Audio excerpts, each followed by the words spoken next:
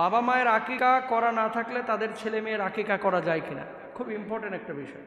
এখন তো মানুষের আর্থিক উন্নয়ন ঘটেছে ভাই। আপনার বাপের কিন্তু অথবা আমার বাবার কিন্তু এরকম উন্নয়ন ছিল না, মানে আর্থিক ক্যাপাসিটি ছিল না, অ্যাবিলিটি ছিল না। তো বাপের নামে দাদাই কোরবানি দেয় নাই বা আকিকা দেয় নাই। এখন ছেলে যে হয়েছে, ছেলে বাবা যেহেতু দেয় নাই, নিজের আকিকা নিজে দিয়া এটা সব পাবে কিনা? নিজের আকিকা যদি আপনি নিজে দেন আদায় হয়ে যাবে। তবে আকিকা ইন্নাল গুলামা মুরতাহানুন বিআকিকাতি, সন্তানের নিরাপত্তার জন্য আকিকা দেওয়াটা জরুরি। আল্লাহ তাআলার বিশেষ জিম্মাদারি লাভ করে। আকিকা দিবেন সপ্তম দিনে।